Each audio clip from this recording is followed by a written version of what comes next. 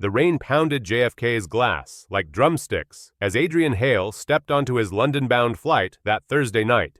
He carried more than carry-ons, the ruins of an empire built on spin, and grief so dense it hollowed him into a shadow of the man he'd been.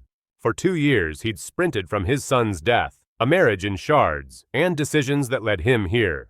He slumped into business class, spent and numb, unaware that a faulty seatbelt, a frightened little girl, and 3 simple words were about to unseal everything. Because sometimes the person who reaches you isn't a coach or guru. Sometimes it's a 7-year-old with crayons, who ignores your tailored suit and asks the one question that detonates denial.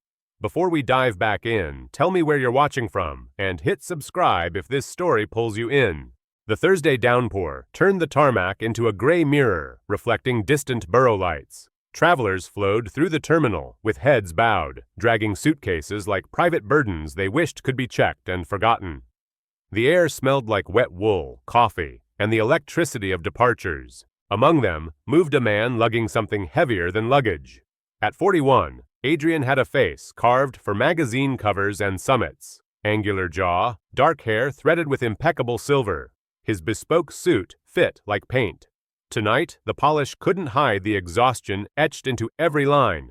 He barely noticed the other passengers as he ghosted to the gate. His phone vibrated relentlessly, but he didn't look. Each call was another problem with teeth, another blaze to tame, another demand he no longer had the energy to meet. He pocketed it like contraband from himself. The flight was set for 9:45. He reached the gate with 20 minutes left, unsure how he'd driven here or checked a bag. The week blurred into sleeplessness and punishing meetings. His assistant packed, his driver delivered. All Adrian had to do was keep moving, inch by inch. 2 attendants whispered by the boarding door, their stage whisper carrying.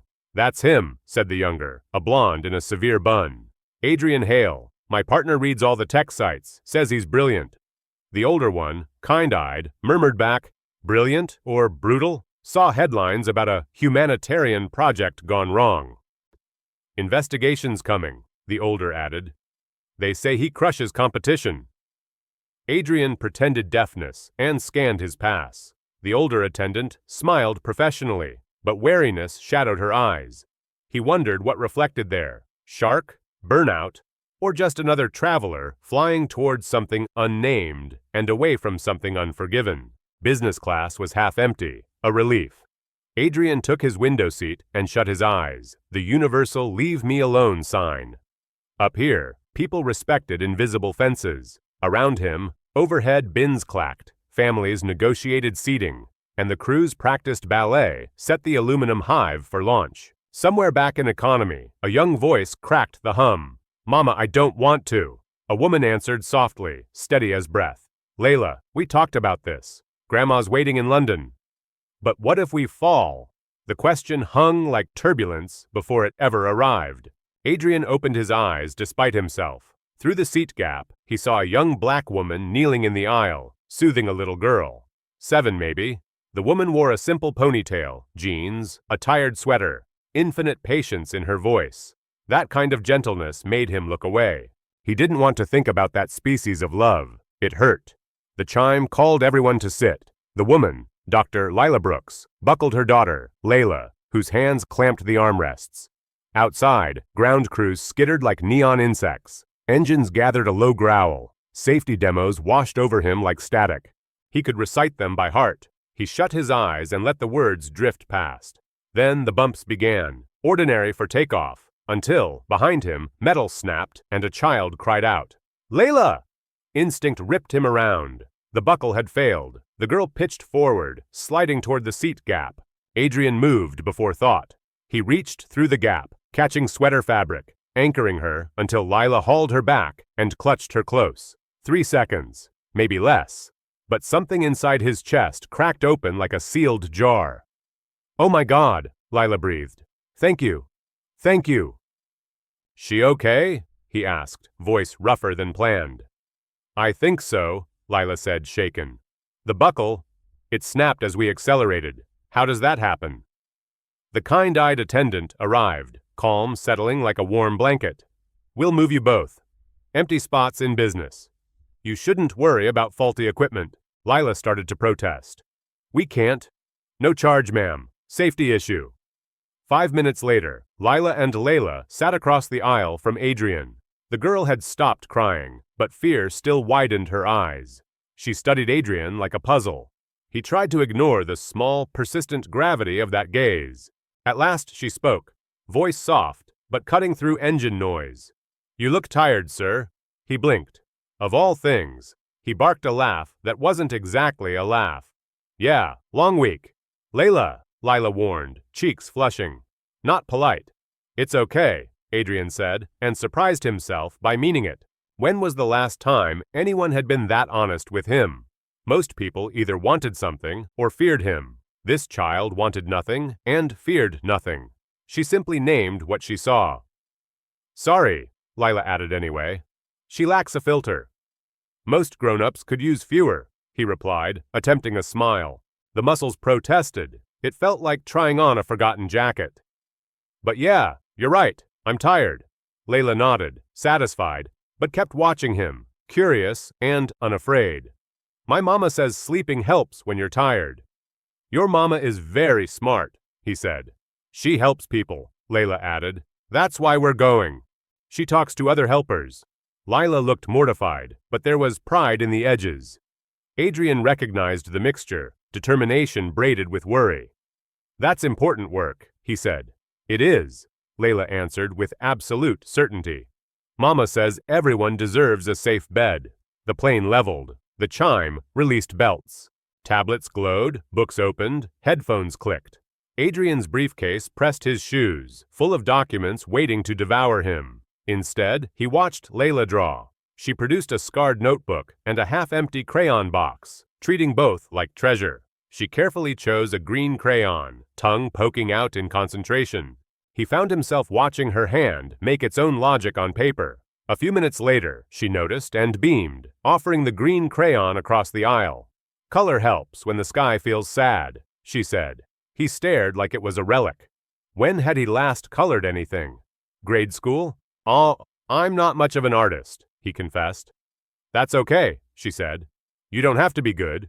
You just do it. Something about the simplicity hit harder than it should. He took the crayon awkwardly, like a skinny pen. Thank you, he said, and meant it more than she'd know. He slid it into his shirt pocket, where it rested against his heart like a tiny green talisman. Lila watched, expression unreadable. Gratitude, concern, maternal vigilance. Sorry, she murmured. We're bothering you. You're not, he answered too fast, softening. Really, it's different from my usual flights. What do you usually do? Well, work, sleep, avoid thinking about why I'm going somewhere instead of staying home. Lila's face shifted, recognition. I know that feeling. Cabin lights dimmed for the red-eye stretch. The attendants rolled past with a cart. Drinks, headsets, the usual comfort theater. Adrian ordered a whiskey, neat. Lila chose water and apple juice. Silence settled. The easy kind, born of shared, small crisis. Adrian closed his eyes to sleep. It didn't come anymore unless chemically persuaded, and he'd stopped the pills. They yanked him out of reality, worse than exhaustion did. He listened instead. Blanket rustle, a mother's murmur, safety woven from ordinary sounds. Hours thinned. Most of the cabin slept. Even Lila dozed, hand still holding Layla's. But the girl stayed awake, eyes on an animated movie playing silently. Adrian opened his eyes and found her looking at him again. Can't sleep? He whispered. She shook her head. The plane's too loud. Yeah, he said.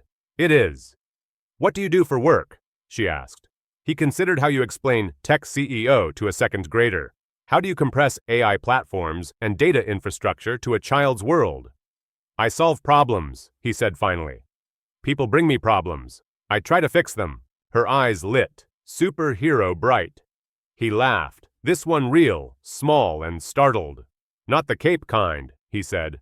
More like a fixer, but not exciting. Mama says all problems are exciting if you care, she replied. Your mama is wise. What kinds of problems? He tasted the metal of truth. The problems he fixed were revenue choke points, optics, shareholders' ulcers. Not problems that bled. His last big project had collapsed under its own moral weight. Complicated ones, he said. Tech stuff, making sure computers behave. Do you like it? She asked. Once, maybe. He'd believed he was helping the world. Lately, he wasn't sure what he believed. Sometimes, he said, the closest to honest he could manage. Lila stirred, but didn't wake. Layla leaned in conspiratorially. Mama works hard, she whispered, but she likes helping people, even when she's tired. She used to have a big office in... She scrunched, searching. Watch, Africa, she finished, triumphant. Then, money went away, and we came home. Cold slid into his stomach. Money went away. Mama says, sometimes rich people change their minds about helping, so we have to find new rich people who care. He knew exactly what had happened to Lila's program. He'd been in the room when the reallocation memo was sold as strategy. Dozens of grants slashed. He'd signed it without reading names. I'm sorry, he said, the words thin against a wound that size. It's okay, Layla whispered. Mama says we always figure it out. She returned to coloring. Adrian stayed in the dark cabin and let consequence creep from spreadsheet to flesh. Lila and Layla weren't line items. They were the human cost of his signature. The green crayon in his pocket weighed 1,000 pounds. Another hour bled away. Layla finally slept, notebook hugged close like armor. He should have slept. Instead, he looked at them, mother and daughter, who'd crossed his orbit at exactly the right second to remind him that good still existed. Lila woke as they crossed the Atlantic, disoriented, then immediately checked on Layla. Satisfied, she stretched carefully and glanced at Adrian. You're still awake, she observed. Can't turn my brain off, he said. Same, she replied. Thank you again for the seatbelt moment. I don't know what might have happened. Anyone would have. Maybe, but you did. She studied him, kind, unflinching. Layla was right. You look more than tired, not the regular kind. He wanted to deflect, but altitude, darkness, and anonymity loosened him. Bad few months, he admitted.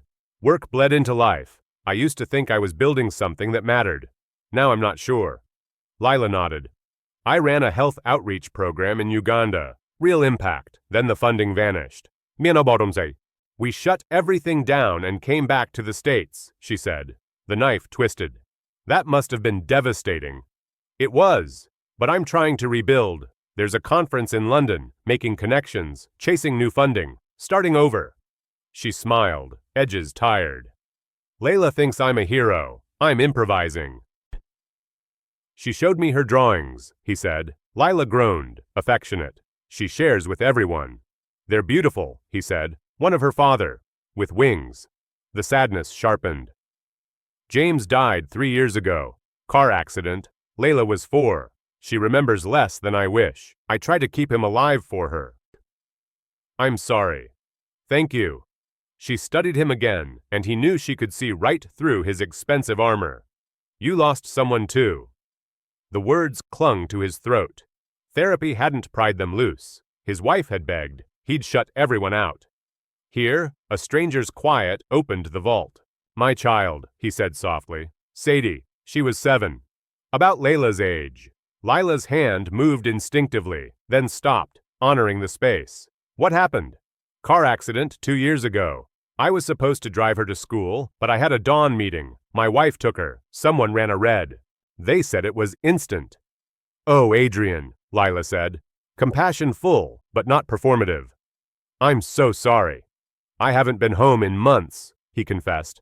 My wife and I couldn't breathe in the same rooms. Everything was Sadie. I ran into work, planes, hotels, nowhere. Grief waits you out. You can't outrun it, Lila said. It just sits and waits. I'm learning. Silence again. Honest and heavy and somehow bearable. Something shifted. A hairline crack in concrete. Does it get easier? Different, she said. You carry it better. Some days break you, then small moments arrive and you smile. Os, hold on to those. I can't remember the last time smiling didn't feel like betrayal, he said. Guilt's louder than everything. Guilt for what? Not being there, choosing work, loving my own importance, missing what mattered until it was gone. That's not fair to you. Maybe, still true. Layla murmured in sleep. Lila tugged the blanket, muscle memory, and love. Adrian's chest throbbed. Sadie slept like that, he whispered. Shrimp curled, hair everywhere at dawn, pancake demands at 6. What else do you remember? And suddenly he talked, really talked. Dinosaurs, bath songs, the bedtime book he'd memorized. Lila didn't fix or preach. She listened, present and steady, and he felt a knot loosen, tight fibers unspooling. He wasn't healed, not close. But for the first time in 2 years, air reached deeper. She sounds extraordinary, Lila said at last. She was, he said, swiping at unexpected tears. I don't deserve to remember her, he muttered. Not after what I've become. What have you become? Someone who only sees a bottom line, someone who cut programs like yours without blinking, someone so consumed by pain, I forgot everyone else was bleeding too. Lila considered him, voice firm, gentle. Oh, I think you care more than you'll allow, she said. And I think pretending otherwise is exhausting you. Meeting us reminded you the world exists beyond grief. Maybe. Definitely. She smiled, sun through dirty glass. Layla's philosophy. When the sky feels sad, add color. He touched the green crayon. In the dim cabin light, it glowed like a tiny beacon. Everything's been gray, he admitted. Then begin with green, she said. The plane droned east, London creeping closer. He didn't know what waited on the ground, whether the connection would evaporate in daylight, but something hopeful flickered stubbornly. In the window's reflection, his phone lit in his lap. Forgotten. An encrypted ping from an unknown number. He should have ignored it. Old habits won. One brutal line. Helios Phase 2 proceeds regardless of casualties. His hand tightened. Helios, the humanitarian initiative with teeth he'd tried to kill. The board hated him for it. Ethics complaints piled up. Death threats pinged his inbox. He'd hoped the sky could hold a truce. The past refuses burial. It claws back. Lila noticed the freeze of his face. Everything okay? Yeah, he lied. Work, nothing important. But it was life or death. He stared at Lila, whose work his company had already kneecapped. He realized he had a choice. Go back to the version of himself that burned things down for margins, or try to become the man Sadie would recognize, the fixer Layla imagined. The cabin prepared for descent. Dawn smeared pink and gold across cloud tops. Layla blinked awake, hair wild, hugging her notebook. She peered out the window. The sky feels happy now, she said solemnly. Adrian looked at the sunrise and thought about green, second chances, and children who see past armor. Yeah, he whispered. Tires kissed runway, the usual arrival symphony erupted, seatbelts unclicked, bins banged, phones reanimated. His pocket buzzed again. More messages, more demands, reminders that gravity waited at Heathrow. He gripped the slim hope he'd found somewhere over the Atlantic and hoped it would survive customs, taxis, and harsh fluorescent light. They arrived just after 6, London time. His phone hadn't stopped vibrating since British airspace. Adrian watched the city quilt unfurl, river stitches and commuter threads. Lila woke Layla fully. We're here, honey. Grandma next. Are you seeing your grandma too? Layla asked him. He smiled, despite himself. No, sweetheart, work. Boring, she decreed. Agreed, he said. The aisle clogged with impatience and reunion. Adrian lingered longer than necessary, watching Lila help Layla gather crayons carefully, like relics. He didn't want this to end. The small pocket, where he was just a tired man, not the imploding headline.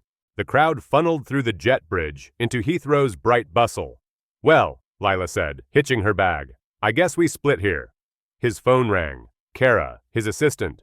She'd called every 20 minutes. He couldn't duck it forever. I should grab this, he said, apologetic. Of course. And thank you for catching Layla, for listening, she searched for the word, for being human. It hit harder than it should. Layla hugged his legs with fierce brevity.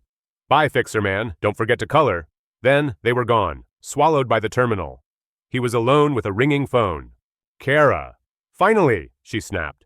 Where have you been? The board is ablaze. Martin's calling every half hour. Shareholders threaten an emergency vote, and reporters smell Helios. When will you be in the office? 9, he said. He wants you now. He can wait. I need a shower and a suit. Adrian. 9, Kara, not sooner.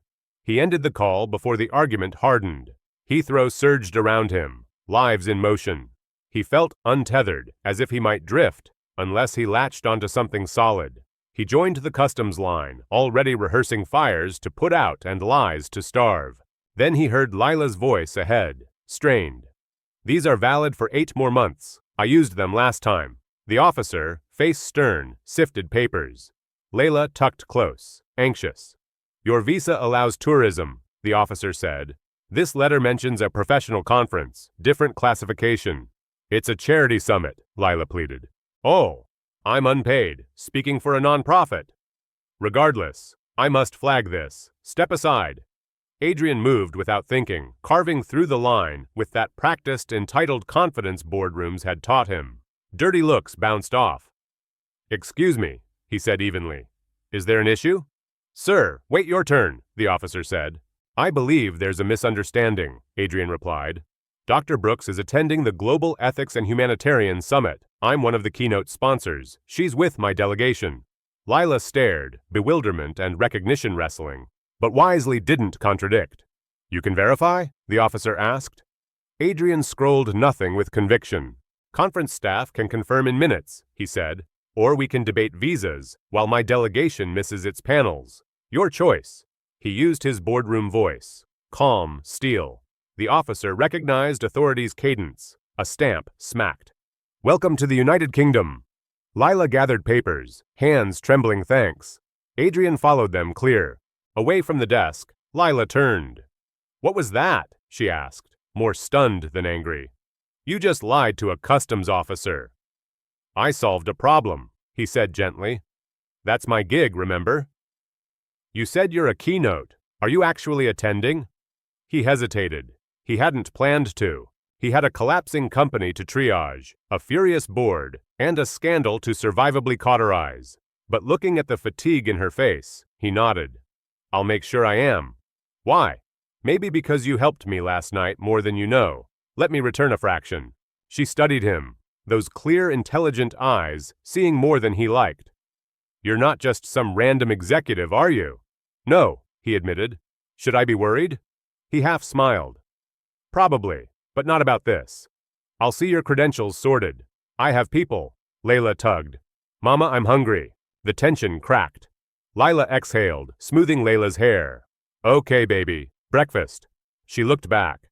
Thank you again. You keep rescuing us. Maybe you keep rescuing me, he said softly. They split outside. Their taxi swallowed them. His driver eased a black sedan curbside. Layla's small hand waved from the rear window. Where to, Mr. Hale? Hotel, Adrian said. Then the office. London traffic gathered them. He opened his briefcase. Between folders labeled Helios and Q4 projections was Layla's drawing, him smiling under a rainbow. He stared too long, then opened his laptop. There was, unmistakably, work he had to do. At the Four Seasons, he showered, suited, and took the desk facing the Thames. The city sprawled gray and alive, millions moving, unaware of corporate wars above them. Kara's email stack awaited. Emergency board session, press queries, 3 major shareholders demanding answers, a multinational lawsuit claiming data exploitation. And under it, last night's encrypted line, Helios Phase 2 will proceed regardless of casualties. His fingers hovered, then he typed Lila Brooks. Results poured in. Former director, Uganda Health Initiative. Articles praising her mobile clinics, lives saved, awards, community testimonies. Then a cliff, coverage ending 3 years earlier. He tunneled into archives with access he shouldn't use and found it, buried in funding reallocation Q2 2023. Her program was one of 47, cut for insufficient alignment with corporate objectives. No mention of patients. Just clinical language sanitizing harm. His signature scrawled at the bottom. Date. Authorization. He pushed back from the desk, stomach roiling. Lila had sat across the aisle, telling him about rebuilding, while he was the architect of her collapse. His phone flashed Martin Vale, board chair. He let it go to voicemail. He couldn't do Martin's chess now, not with proof in front of him. He did something unfamiliar. He chose right over safe. For 2 hours, he made calls. He phoned conference organizers, verified Lila's credentials, and bumped her to a main stage panel. He pushed her nonprofit into printed materials. He scheduled meetings with 3 foundations likely to fund her work. No grandstanding, just restitution. By the time he left for the office, his headache sharpened to a blade. Under it pulsed something he hadn't felt in years: purpose. The next 3 days blurred. Boardroom battles, press deflections, midnight legal triage. He skipped the conference, telling himself he was buried. Truth, he was afraid to meet her eyes. On the 4th day, avoidance ran out. As a fresh sponsor, his absence had become conspicuous. Kara slotted a brief appearance. Shake hands, leave. He slipped into the convention center as the main panel began. The auditorium swelled with activists, nonprofit leaders, philanthropists. He chose a back row, anonymous as possible. The moderator introduced the speakers. He half listened until he heard Dr. Lila Brooks. She crossed the stage in a simple blue dress, hair back, nerves traveling to his seat. She sat, hands folded tight. The topic? Rebuilding trust after corporate exploitation. Irony crackled in the air around his name and shadow. Others went first, polite, careful, antiseptic. Then Lila leaned toward the mic. Her voice was clear, steady. I used to think good intentions were enough, she began. Work hard, care hard, and we'd push through anything. Then a corporation cut funding across Africa without warning. Clinics closed, people died. You could feel the audience hold its breath. I'm not here to name names, she said. I'm here to ask what comes after betrayal. How do we rebuild? How do we trust again? Because surrender is not an option. The people we serve can't afford our despair. Murmurs, nods, focus. She spoke from the heart. Resilience, stubborn hope, the math of small victories. She talked about her daughter and the world she wanted for her. Every word tightened Adrian's guilt until it rang. When the applause crested, he knew hiding was over. He had to tell her, even if it shattered goodwill. He waited while the crowd cleared and slipped backstage. Lila gathered notes, chatting softly with another panelist. When she saw him, surprise lit her face. Adrian, I didn't know you were here. Thought you were swamped. I was, he said, but I wanted to hear you. You were incredible. Thank you, she said, emotion bright in her eyes. Did you arrange those meetings? 3 foundations reached out. They mentioned your name. A few calls, he said. A few calls that might save an organization, she replied. I can't thank you enough. He swallowed. Lila, I need to be honest. He forced eye contact. I haven't told you everything. Her smile thinned. What do you mean? My name. It's not just Adrian. It's Adrian Hale, CEO of Ethereum Systems. Color drained from her face. She stepped back as if hit. No, you can't be. I am, he said quietly. And I'm the one who signed off on cutting your funding 3 years ago. For a long moment she stared, then horror gave way to understanding, then pure, bright anger. You, she whispered. You dismantled what we built. Kids died, Adrian. Children who could have been saved. You chose this. I know. And I'm sorrier than words can cover. Sorry? She laughed without humor. You think sorry patches morgues? You think panel passes and phone calls balance that ledger? No, he said. Nothing balances it, I know. Then, why are you here? Her voice went razor quiet. Say it, now. To ease your conscience. To feel clean before you crawl back to your mahogany table. Because I'm trying to make things right, he said, standing in the heat of her fury, knowing he deserved every flame. And that this, finally, was the only honest place to stand. Make things right, Lila repeated, voice like glass. With what? Press releases, glossy pledges, a check big enough to make your conscience quiet? She took a breath, steadied herself. You can't resurrect clinics with spin. You can't outrun blood with branding. Not this time, Adrian. He didn't flinch. No spin. Real changes. Helios ends. Today. I'll publish the internal memos, halt deployments, pull contracts, full audit by independent ethicists, not hand-picked consultants. Restitution funds routed straight to programs we cut, yours included, managed by third parties. No strings, no leverage, no headlines first. Her eyes narrowed, measuring. And when your board strings you up for it? Then I swing, he said. Better to fall telling the truth than stand behind a lie. The room's HVAC hummed like distant surf. You can start by naming harm, out loud. Publicly, she said. Oh, name the harm, the actors, the choices, the costs, Lila continued. No passive voice. No mistakes were made. People died. Partnerships shattered. Communities lost trust that takes lifetimes to build. Adrian nodded once. I'll name it all. With documents, with my signature, with the timeline and receipts. You'll also face the governments you harvested data from, she said. In person, he exhaled. Yes. And you'll restore data sovereignty. Delete what never should have been collected and compensate for what can't be uncollected. Yes. She folded her arms. And me? You don't get absolution from me. I'm not here for absolution, he said. I'm here because your daughter asked me not to forget color. The faintest crease softened Lila's brow. It vanished. Don't you dare use Layla's kindness as scaffolding. I won't, he said. I'll use it as a reminder to act. Footsteps echoed beyond the curtains. A stagehand peeked, then vanished. Lila's voice dropped. You know what repair looks like. Tell me. It's boring. Paperwork, relicensing, logistics, generators, cold chain fridges, field stipends actually paid on time. It's not a speech. It's wire transfers and procurement that doesn't disappear mid-route. Oh, then that's what we fund, he said. Unsexy line items, audited monthly, published openly. She nodded once, reluctantly impressed by the specificity. What about Helios's private security contracts? Cancelled, today. Data brokers? Terminated. Litigation budget repurposed to remedy funds. PR? They get the truth or a pink slip? Lila looked at him for a long, hard second. Bring me a signed halt order by nightfall. Bring me a schedule of disclosures. Bring me the first tranche to restart 3 rural clinics within 72 hours. You'll have them. If you don't, she said, I'll bury you in daylight.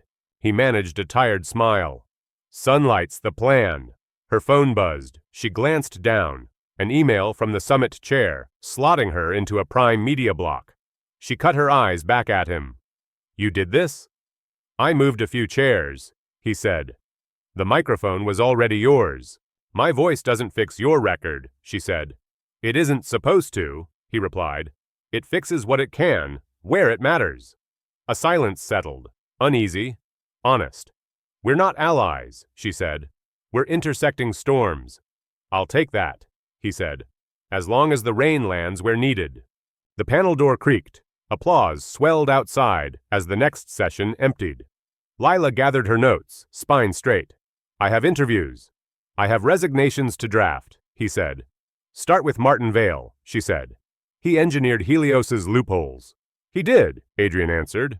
And I let him. That ends. One more thing, she said, pausing in the doorway. When you hold that press conference, say Sadie's name only if you mean it. Don't turn your grief into theater. He swallowed. I won't, she nodded. Good, because people can smell performance, and they've choked on enough of it already.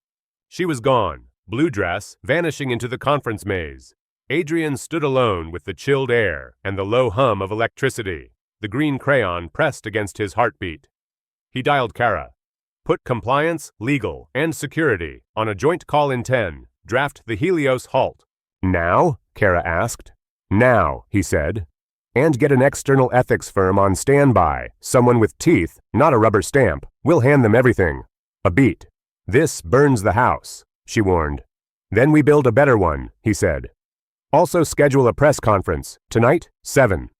He hung up and texted a number he'd sworn off. Martin Vale. Boardroom, 1 hour, non-negotiable. Replies stacked, reporters, directors, counsel, the old guard circling.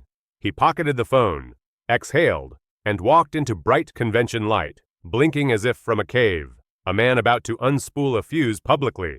In the car, London flowed by, buses shouldering lanes, cyclists arrowing past, the Thames pewter under a lid of cloud.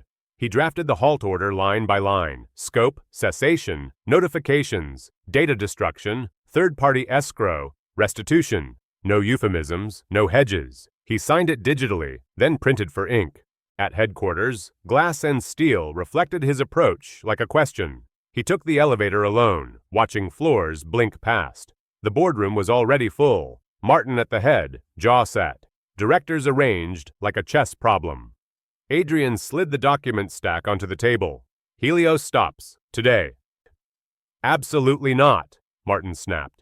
You don't have the votes. Adrian placed the signed halt order in front of him. Operational authority is mine. You'll have your vote after disclosures go public. Murmurs rippled.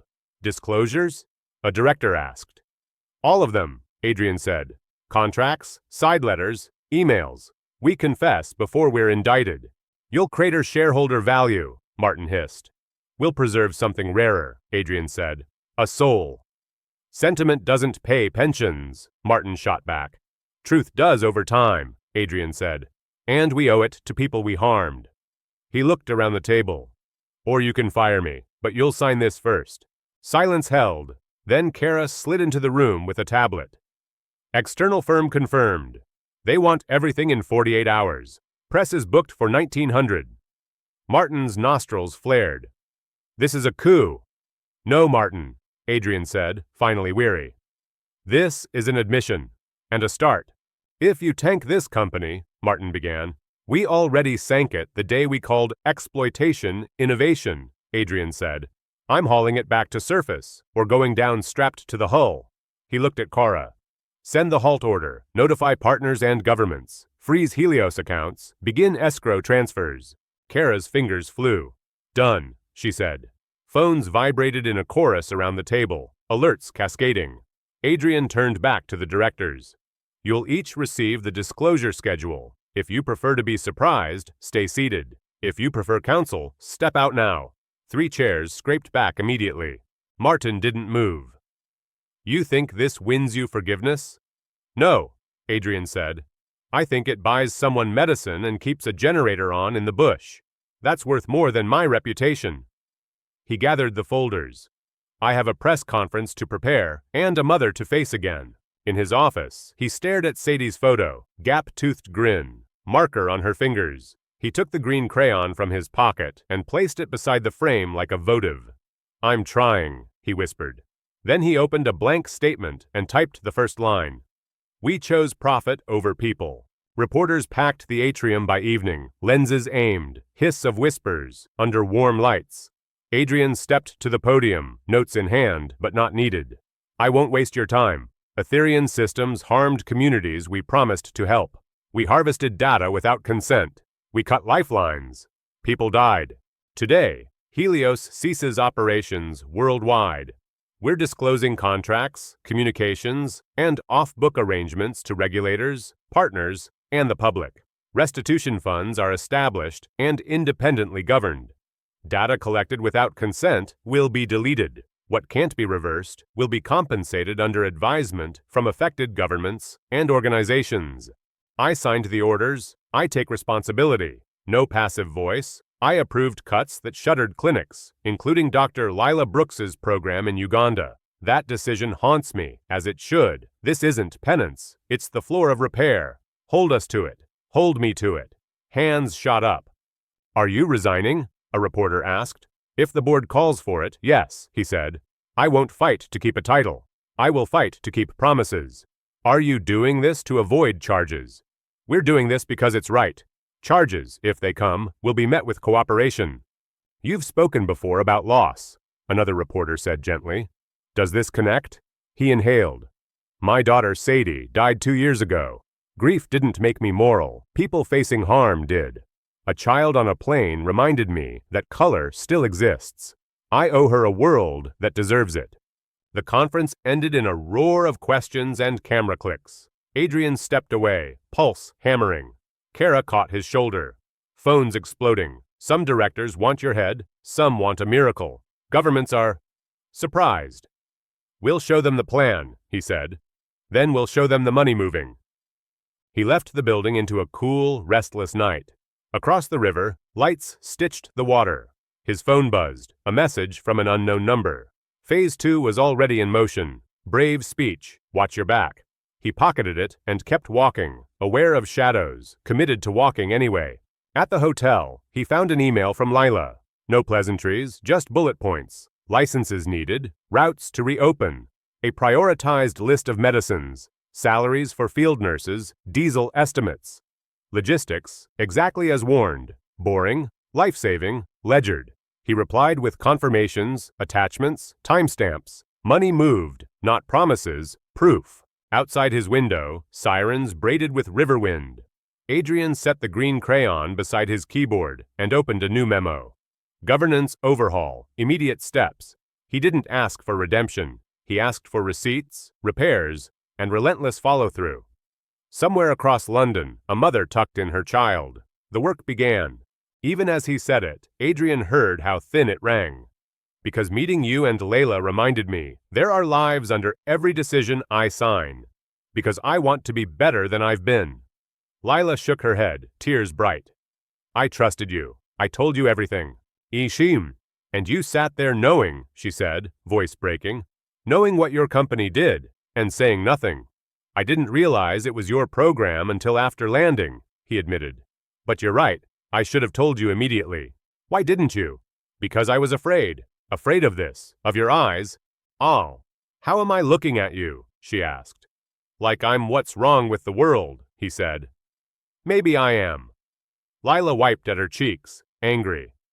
I spoke about rebuilding trust, while you listened, knowing you were the betrayal. That's why I'm here, to tell the truth, to repair. Not for applause or headlines, he continued, steadying. Because it's right. When did you suddenly care about right? Lila shot back. At 30,000 feet? When my 7-year-old told you you looked tired. The words landed like blades, deserved and precise. Adrian absorbed them, refusing to look away. I'm not asking forgiveness, he said softly. You might not even believe me, but I will stop Helios, expose what Etherian did, and root support to the groups we gutted, yours first, even if it costs everything. Why should I believe that? Because I've got nothing left to protect but truth. The board's circling, he added. They want me gone. My name is already ash. The only thing I can salvage is decency. Lila studied him, compassion and fury wrestling. Before she could answer, a small voice. Mama, why are you crying? Layla stood in the doorway, notebook hugged tight. Lila forced a smile. I'm okay, baby, just talking with Mr. Hale. Layla walked to Adrian, considered his face like a puzzle. She fished a bright yellow smiley sticker from her pocket. You look sad again. This helps. She pressed it into his palm. You can fix things, she whispered. Mama says broken things get fixed if you care. Adrian stared at the sticker, throat tightening. Thank you, Layla, he managed. Lila gathered her daughter, eyes still hard when they met his. We're leaving. But Mama. Now, Layla. The child waved as they went. The sticker caught the light. Alone backstage amid cables and folding chairs, Adrian felt the weight of his failures settle like armor. Telling the truth didn't ease him. It made the cost plain. In the hotel that night, he opened his phone to the last text from Sadie. Daddy, when you fix things, can you fix me too? He'd canceled pancakes for a meeting and never replied. No fix could bring her back, but maybe he could fix this. Kill Helios, help Lila's work revive, become the father Sadie believed in. He opened his laptop, not a resignation, an indictment, memos, ledgers, covert footage, data trails, approvals. He would set fire to his own house, if that's what justice required. Then a text from an unknown number. We know what you're doing. Adrian looked at the sticker on his hand, heard Layla's tiny certainty. You can fix things. Tomorrow, he would try, even if it broke him completely. Sleep never came. Dawn found him still compiling, diverted aid funds fueling data extraction, executives joking about villages with no legal recourse, covert scans, and unconsented records sold downstream. It was uglier than memory. He showered, knotted his sharpest tie, armor for a bad day, and braced for war. The board had called at 10 a.m. Emergency. His phone rang. Kara. They know you're gathering evidence, she whispered. Martin's been here since 6, huddling with security and legal. Let them know, he said. I'm done hiding. Adrian, they'll destroy you. They'll try, he said. I've got something they don't. What? The truth.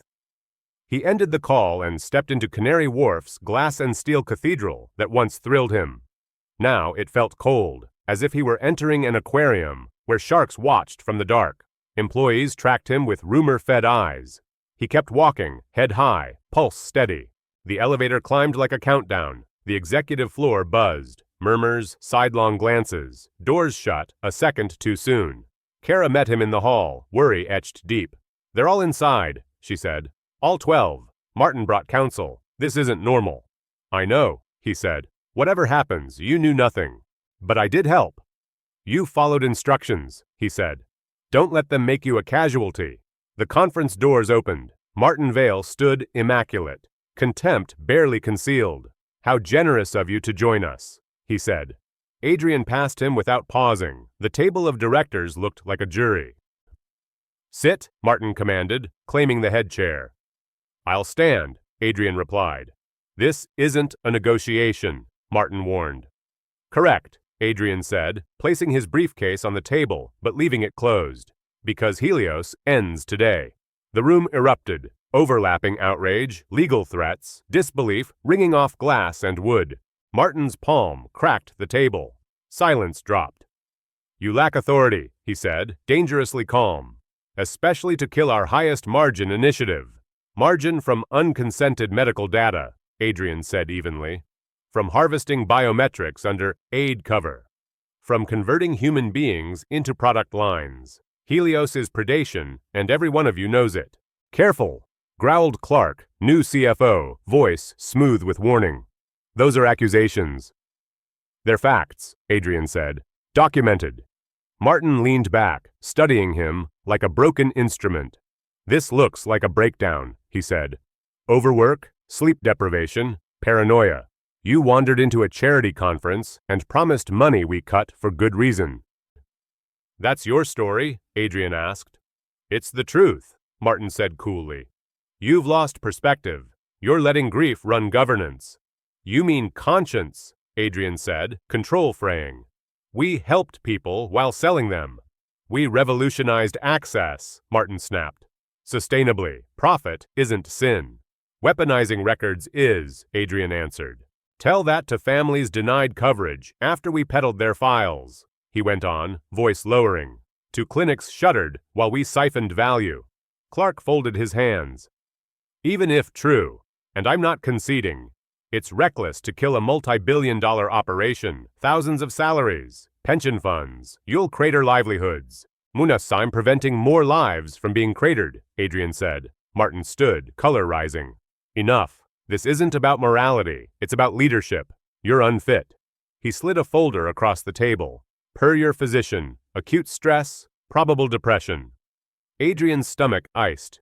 "You violated my records." "We safeguarded the company," Martin said. "Sign the retirement papers," Martin continued. "Take the package. Walk quietly. We'll eulogize you as a visionary who wisely stepped aside." "And if I don't?" Adrian asked. "We bury you," Martin said, smile thin. "Leaks, lawsuits, character demolition. You'll spend a decade fighting subpoenas instead of sleeping." Adrian glanced around the table. Faces he'd enriched, now sterile with calculation.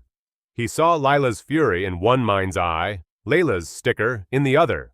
"No," he said. Martin blinked. "No, I won't sign. I won't walk away. And I won't let Helios keep breathing." He opened his briefcase. A small USB drive gleamed. "This holds everything," he said. "Wire trails, off-ledger notes, field video. Tomorrow morning it goes to Oliver Grant at the Guardian International. He's been on corporate colonialism for years. He'll know the story to tell." The room detonated. Shouts, phones, legal scrambling. Security was summoned. Threats flew like shrapnel. Adrian simply stood, the drive between forefinger and thumb like a fuse. "You're finished," Martin spat finally. "Not just here, everywhere. We will salt the earth behind you." "You can't take what I've already lost," Adrian said. "But you won't take this." He pocketed the drive. "Either Helios ends, or I end the myth of Ethereum." He left the boardroom to the sound of Martin shouting orders, the company's machine revving to crush its maker. For the first time in 2 years, Adrian's breathing felt clean. Scary, yes, but clean. Hours smeared. Security escorted him out. Access vanished. Email died mid-refresh. By the time he reached his hotel, headlines were blooming. Ethereum CEO sidelined after mental health crisis. Sources cite instability. The spin was surgical, anonymous concern from close associates, soothing praise for the board's responsible stewardship. Calls avalanched, reporters, ex-colleagues, investors. He ignored all of it. Instead, he packed one bag and checked out. If Martin meant the threats, and Adrian knew he did, staying visible was foolish. He slid into an East London safe flat, arranged by an old contact. Plain furniture, a reliable deadbolt, a anonymous beat opulence today. On the sagging couch, he pulled his phone, hovered over Lila's number. What could he say? I started a war. You might be collateral. I'm trying not to make it worse. I'm sorry. Again. A knock hit the door. Sharp, wrong. No one should know. Who is it? It's Lila. His heart stuttered. He opened to find her in the hallway, Layla's hand laced in hers. Determination set her face. Her eyes were red. How'd you find me? Friends who know people, she said. When a tech titan disappears, word travels. We need to talk. Oh, it isn't safe, he warned. Nowhere is, she said, ushering Layla in. Reporters called all day, anonymous texts telling me to shut up. Someone came to our hotel asking about our flight conversation. Guilt crashed. I'm sorry, he said. Too late for that, Lila answered, settling Layla with crayons. I saw the coverage. The narrative they're pushing, she said, turning back. So I did my own calls. Uganda, colleagues. They confirmed it all. Data collection undercover, privacy wreckage, records sold without consent. Her voice shook with fury. You knew. You let it. I did, he said. I'm stopping it. By burning yourself down? She asked. If that's the cost, he said. She stared, measuring. I spent all night deciding whether you're playing me, she said. Want to know why I came anyway? Why? Layla. She woke up asking if you were okay. Said she dreamed you were in trouble. Lila's tone softened, then hardened again.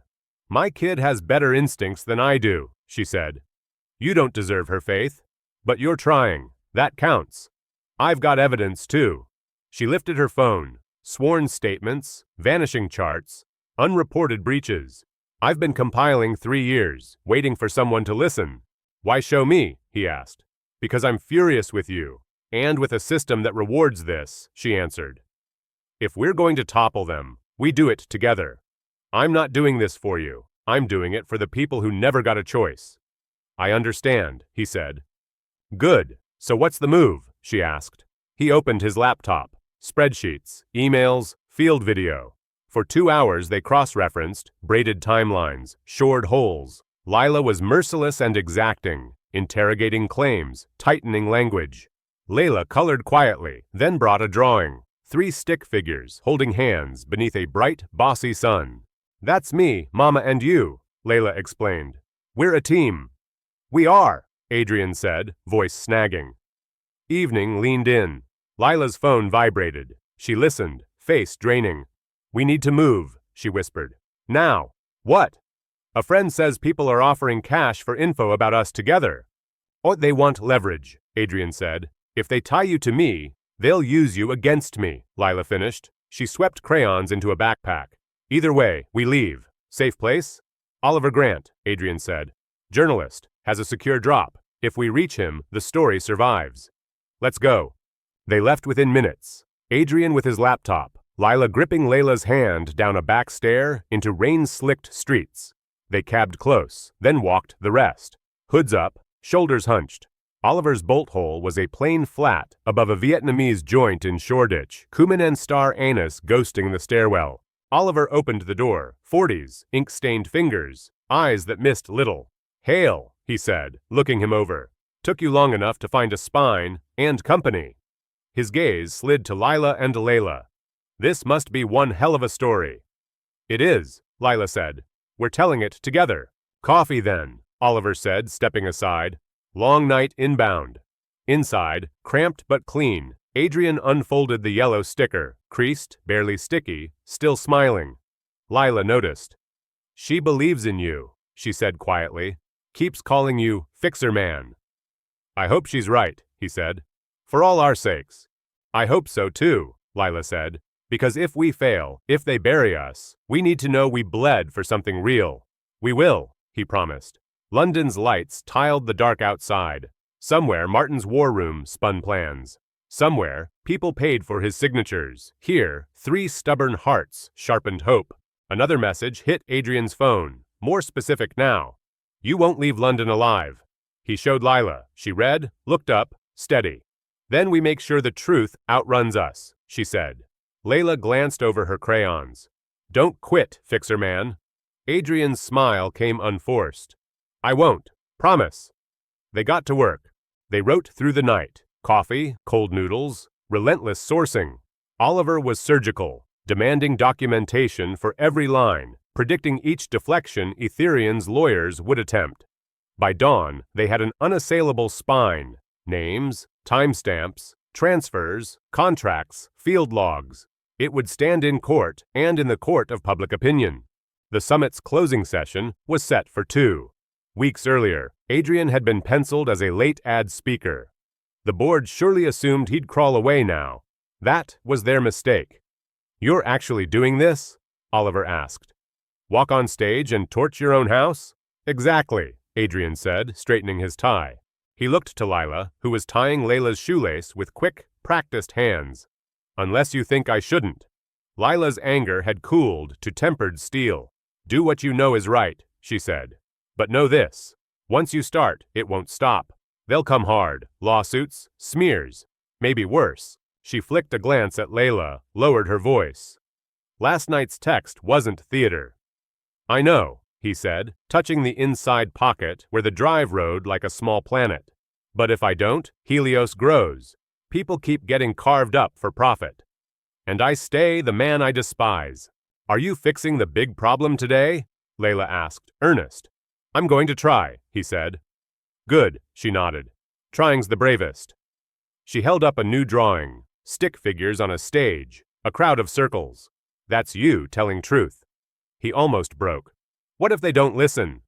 Then talk louder, Layla said, returning to colors. Oliver packed gear. I'll stream from the floor, he said.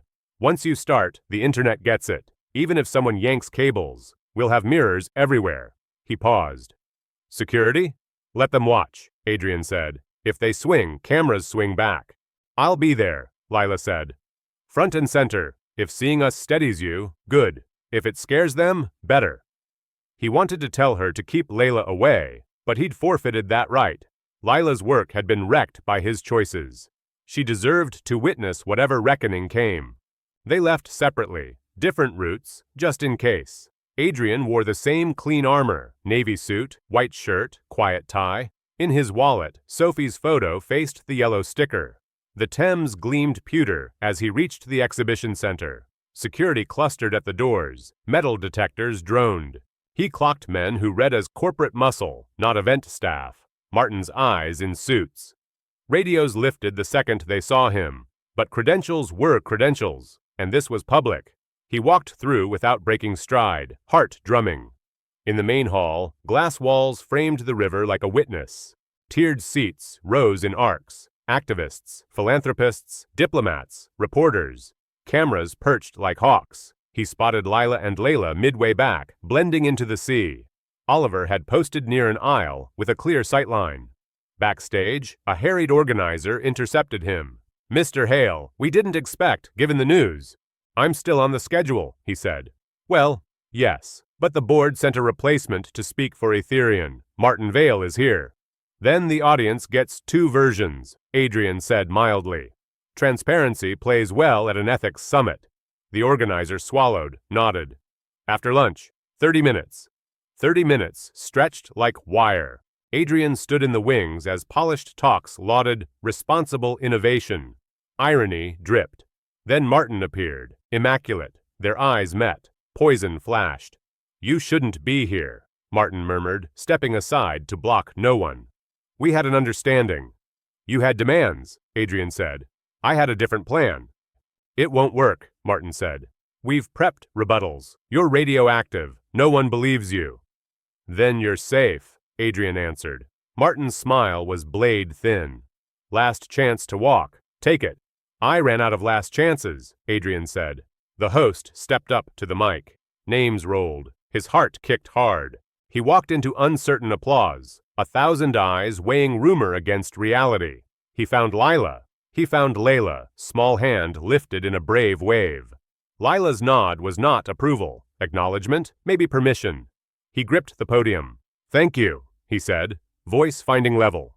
"You've seen the headlines. They say I broke," he continued, "that I'm paranoid, unstable, lashing out at the company I built. Those are lies engineered to discredit me before I speak. Here is the truth about Helios." He clicked the remote. The screen bloomed with Ethereum's glossy promise reels, clinics, smiles, ribbon cuttings. "This is what we sold," he said. Another click. The light turned harsh. Internal spreadsheets, side letters, emails with jokes that weren't jokes, hidden camera clips of unconsented scans. "This is what Helios was," he said. "Data extraction disguised as care, medical records monetized, biometric catalogs sold downstream." The room gasped. Anger rose like heat. Journalists hammered keys. Oliver's stream numbers vaulted. "We promised care," Adrian said, voice lifting. "We delivered just enough to keep cover while we exploited trust. We told ourselves the ends justified the means. I told myself that. I was wrong. People suffered for it. Evidence cycled. Village complaints ignored. Denial letters citing sold records. Procurement rerouted to enrich quiet partners." In the wings, Martin barked into a headset. Security edged forward, then hesitated. Cameras everywhere. 1,000,000 eyes online. Adrian kept going. "I signed expansions. I toasted profits. My signature is on pain." Lila stood now, tears on her cheeks. Tears not of shock, but vindication. "The board knew," Adrian said. "They approved, profited, and when I tried to stop it, they tried to erase me. They leaked my medical notes, threatened me." He lifted his phone, the screen filled with last night's death text. "Oh, that arrived yesterday," he said, "because truth scares them more than competitors." Security reached the stairs, but the optics were impossible. Policing a confession at an ethics summit. Martin stormed the stage, fury white-hot. "Shut it down," he snapped. "Pull the feed." Adrian didn't raise his voice. "Too late. Documents sit with regulators in 12 countries," he said. "With the ICC, with every major newsroom, Helios is over." Martin lunged. Guards intercepted him instead, wrestling back his rage as the hall dissolved into ringing phones, triumphant shouts, frantic calls. Adrian stayed at the podium, very calm, breathing finally full. Sirens wailed faintly beyond glass. Uniformed officers entered with crisp purpose, badges bright beneath stage lights. They bypassed Adrian, strode straight for Martin Vale, reading charges. Fraud, privacy crimes, conspiracy. Cameras caught everything. The crowd surged with shock, anger, vindication. Somewhere mid-auditorium, Lila exhaled like a held decade. Applause detonated. Uneven, then relentless. Some cheered, others wept. Journalists shouted questions into the roar. Martin's shout fractured into silence as handcuffs clicked. Adrian gripped the podium, steadier than expected, ribs lifting like he could finally take a full breath. Layla raised a small thumb, smile incandescent, courage concentrated into one bright gesture. "Oh, I can't undo harm," Adrian said into the wake, "but I can stop it. I can name it, and I can spend what's left of me repairing it." He stepped back as lights seared, knees suddenly watery. Paramedics approached. He waved them off, insisting, "I'm okay." Mostly, he believed it. Lila pushed through the tangle, kneeling beside him, as the hall buzzed. "You did it," she breathed, disbelief and steel entwined. "We did," he corrected. "Your testimony, your records, none of this stands without you." Layla wriggled between them, hugged Adrian's neck, whispering, "You fixed the big problem," he cried, finally unguarded. Weeks blurred like rain on glass. Hearings, depositions, televised committees. Adrian sat in parliament chambers, voice measured, naming structures that made Helios possible. He brought binders and receipts, declined spin, absorbed outrage. Lawyers circled, regulators pounced, shareholders scattered. He sold remaining shares, endowing funds routed directly to field operators Lila recommended. Headlines were knives at first. Founder admits exploitation. empire built on consent theater. Then tone shifted. He burns his own house. Whistleblower from inside the throne room. It wasn't absolution. It was oxygen for conversations that should have happened years ago. Meanwhile, 3 rural clinics reopened under independent governance, no branding anywhere.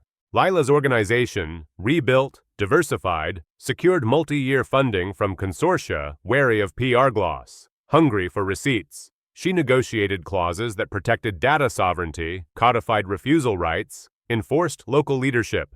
She turned down grand offices, kept her days in clinics and community halls, evenings on policy drafts. Layla attended school, sketched in margins. Accountability arrived, as it should. Adrian pled to negligence and supervisory failures. A judge imposed a suspended sentence, lifetime board bans, community service measured in thousands of hours. He didn't appeal. He taught pro bono seminars on dark patterns and governance pitfalls. He swept conferences for euphemisms and replaced them with verbs. His life shrank beautifully. A modest East End flat, a kettle that whistled, a desk by a loud window. The Thames was now a walk, not a view. He traded power for purpose, suits for shirts he ironed himself, midnight flights for early buses, status for substance, and slept again. One morning, his phone lit with Lila's number. "We finished the clinic," she said, wind in her voice. Same village, new protocols, solar cold chain humming. Joy stretched through the line. "They remembered me, Adrian. After everything, they remembered." "Of course they did," he said, smiling into an empty kitchen. "She wants to talk," Lila added, laughter folding into tenderness. Layla barreled on the line. "Mr. Fixer, guess what? I drew the new clinic, and everyone signed it." He pictured signatures looping around bright roofs. "I can't wait to see," he said. "You coming to help with computers?" "Soon." "Okay, don't forget to color when the sky's grumpy," Layla instructed. "I won't," he promised. Lila returned. "We miss you," she said, truth plain. "I miss you too," he answered.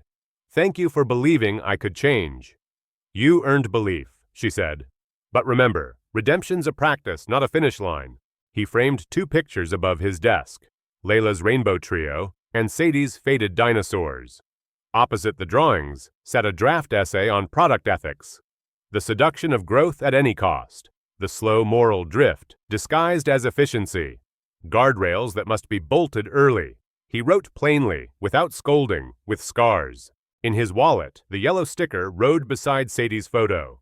On his bookshelf, a tissue-wrapped green crayon waited like a votive. Gifts from a child who refused to let him vanish inside grief's grayness.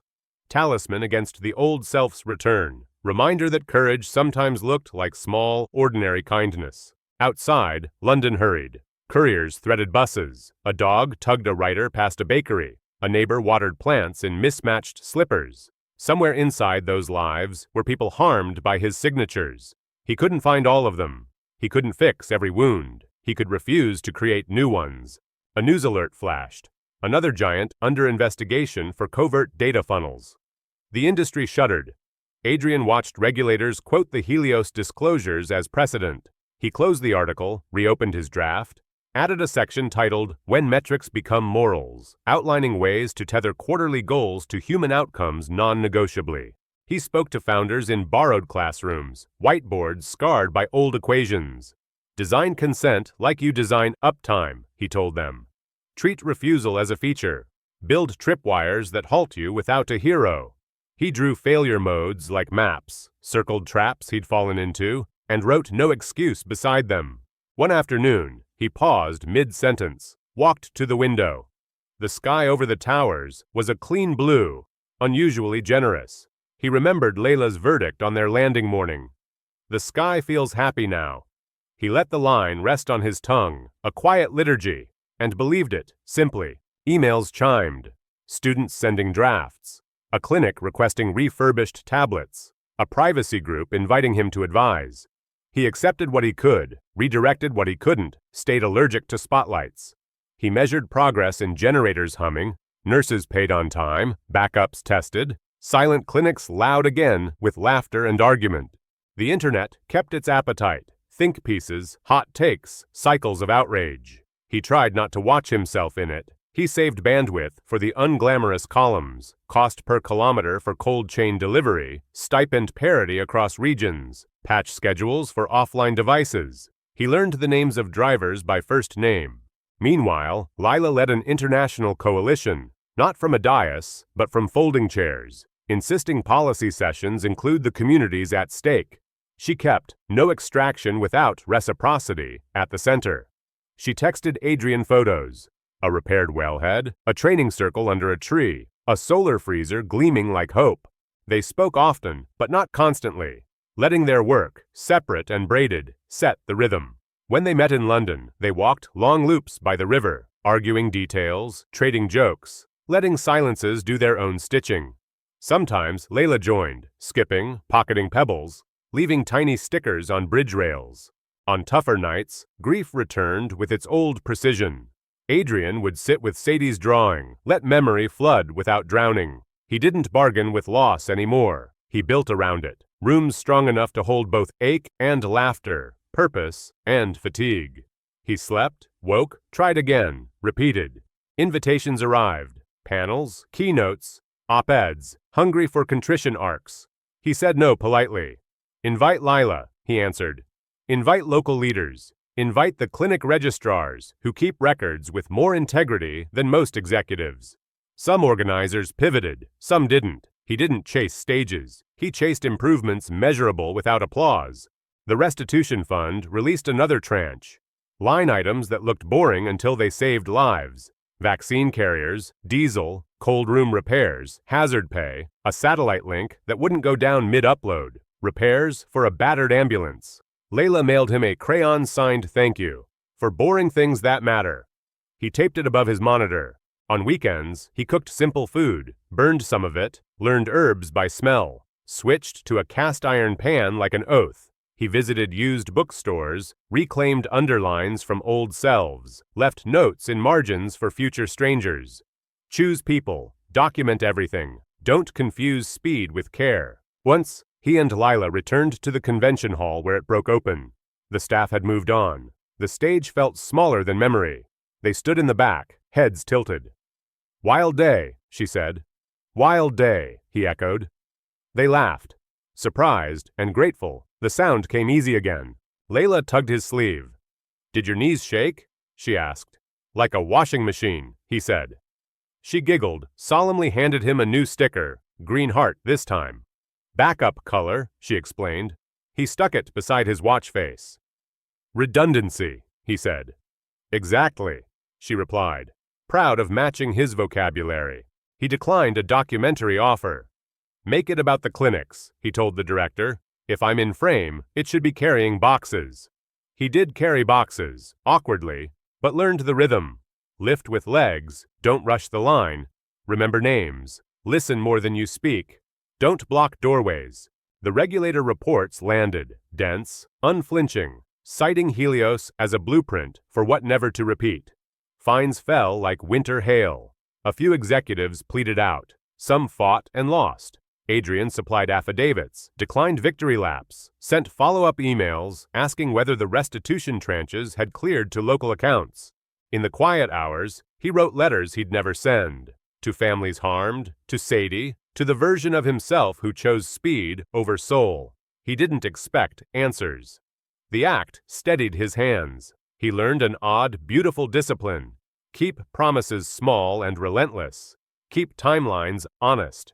He revised hiring checklists for startups. Red team incentives, rotate escalation authority, publish refusal analytics, audit consent flows quarterly, embed ombuds independent from profit centers. He attached a note. If these feel expensive, price a scandal. If they feel slow, price a funeral. Founders wrote back, chastened and grateful. He walked more. The city revealed seams he'd sped past. Repair shops that smelled like memory, tiny parks with stubborn roses, buskers folding jazz into traffic. He learned to enjoy the ordinary. A neighbor's wave, kettle whistle, sunlight sneaking across a chipped mug, the relief of a well-written paragraph. Some nights, he dreamed the plane again. Rain-slashed windows, a snapped buckle, a small hand reaching across a gap. He woke not with dread, but with duty humming like a generator. He checked his calendar. Clinic check-in, student office hours, document review, dinner with friends who didn't ask for miracles. A framed print arrived from Uganda. The new clinic under a sky too blue to be modest. Signatures in every color edged the border. Layla's name looped large. He hung it between the two drawings, an altar of sorts. To the past that hurts, the present that repairs, the future insisting. A journalist asked if he felt redeemed. No, he said gently. I feel responsible, some days grateful, never finished. The piece quoted him fairly. He got emails from strangers confessing complicity, asking for maps out. He sent them templates, reading lists, introductions. He asked them for receipts when they acted. He also got threats, quieter now, fewer. He forwarded them, logged them, refused to let fear reclaim the center. He'd already lived 2 years inside fear. It had built nothing. Courage, he'd learned, was administrative. Document, disclose, deliver, repeat. Show your work, show your working, let outcomes outlast outrage. On a bright morning, he met Lila and Layla at a park with terrible coffee and excellent light. They sat on a bench, 3 specks against a river, too busy to applaud. How's your heart? Lila asked. Less armored, he said. Beats on time, sometimes for no reason at all. Good, she said. Mine too. Layla dangled from the bench, sneakers scuffing air. Mama says we're rebuilding like Legos, she announced. We are, Lila agreed. Except these won't hurt when you step on them. They laughed again. That startled laughter people earn after slogging through long, unfunny seasons. Work called, they parted with practical plans. He walked home alongside tourists, bickering sweetly over maps, and couples learning the choreography of side by side. He let himself be one person among many, no title pinned, no microphones angled, no crisis soundtrack. Just footsteps, river breeze, late sun licking brick. Upstairs he brewed tea, adjusted his chair, reread a paragraph until it clicked. He mailed a small donation, triple-checked a transfer, archived a threat, replied to a shy student. Boring, blessed tasks. He texted Lila. Boardroom bands feel like freedom today. She replied, clinic generators feel like forever today. He sent back a photo of the sticker on his watch, green heart glowing faint, edges lifting, redundancy holding. She answered with Layla's new drawing of 3 stick figures, this time under a giant sun labeled again. He laughed out loud, surprised by the ferocity of his happiness. Evening leaned in. He stepped outside, let the stairwell's chipped paint and neighbors' murmured radio define luxury. The city smelled like rain, promised, but delayed. He counted breaths, not dollars, kept promises, not face, courted outcomes, not optics. He was learning to be proud of evidence, not applause. The phone rang again, Lila from a loud clinic courtyard. Generators purring, cold chain held through a blackout. A cheer rippled behind her. We're about to start vaccinations we canceled 2 years ago. He pressed his palm to the wall, anchoring. Send me the batch numbers, he said. I want to memorize them. Os, you're ridiculous, she laughed. In the best way. I'm trying, he said. Keep trying, she answered. That's the job. He hung up and wrote the batch numbers on a sticky note anyway, like an amulet. He placed it under the green crayon, a small stack of stubborn, necessary magic. A student draft dinged, a clever fix for consent revocation in flaky networks. He annotated with joy, sent links, asked annoying questions, promised introductions. He didn't miss the old calendar, corridors of crisis, applause as anesthesia. He missed his daughter. He let missing her be a room he visited with flowers. Headlines kept marching. He marched slower.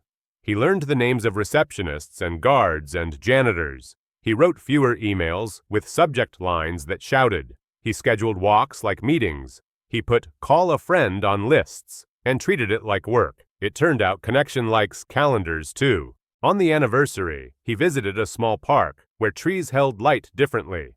He sat with Sadie's fact, gone, beloved. He didn't barter. He promised instead. Less harm carried forward, more care built into systems, fewer stories where apologies arrived too late. He left a green crayon on a bench. On his way home, he passed a child coloring at a cafe table, tongue out in concentration. The parent looked exhausted and fiercely present. He caught the eye, nodded a quiet solidarity, kept moving, felt something in his chest align again. Like a book, reshelved where it always meant to belong. That night, lightning stitched the horizon. Rain finally kept its promise. He opened the window and let sound rinse rooms.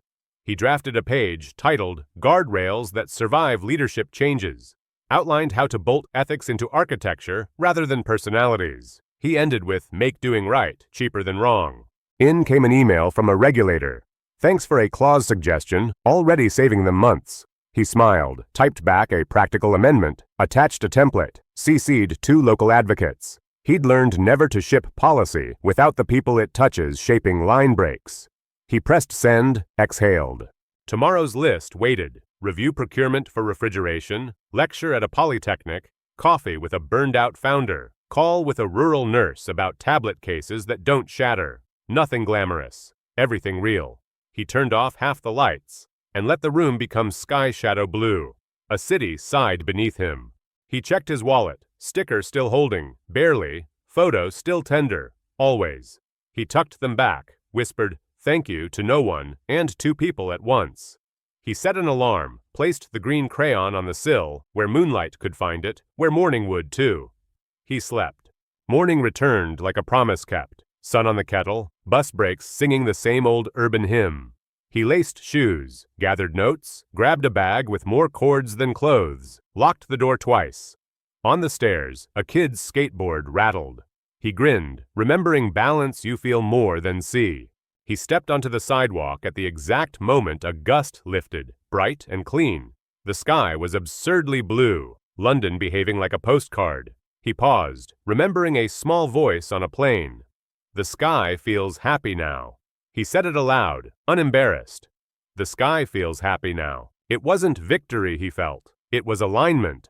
Not the sugar rush of a deal, but the quiet click of integrity meeting action. He walked toward a day full of uncinematic tasks that changed everything in ways headlines never measure. He hummed a tune he couldn't name, boots keeping time. In his pocket, the crayon, lighter now from being carried, still whole. In his chest, a steadier metronome. In his mind, checklists that end with people, not numbers. He crossed with the light, nodded at a cyclist, waved at the corner grocer, and kept moving toward work that repaired. He had lost a company, a legend, a fortune. He had found a practice, a community, himself. Above London's old streets, the impossible blue seemed to smile as Adrian Hale, no longer Titan, no longer Ghost, walked on. The fixer man, at last, had fixed the most broken thing he could, himself. When the buckle snapped and a child's hand reached across that aisle, Adrian finally heard what grief had been drowning out. Repair is built in inches, not miles. For those of us with grandkids and long memories, we know decency shows up as receipts, not speeches. Clinic generators humming, salaries paid on time, data deleted for good. You don't chase applause. You stack quiet, verifiable goods until the night loses its grip. Friends, I'd love your wisdom. In your lifetime, when have the boring fixes, paperwork done right, money sent on schedule, promises kept, made the biggest difference? If you were sitting beside Adrian on that rain-soaked night, what counsel would you give him about making amends that actually help people, not headlines? Share a memory or a hard-won lesson in the comments. If this story speaks to you, please like the video, subscribe to my YouTube channel, ring the bell, and invite a friend, so more folks can gain something real.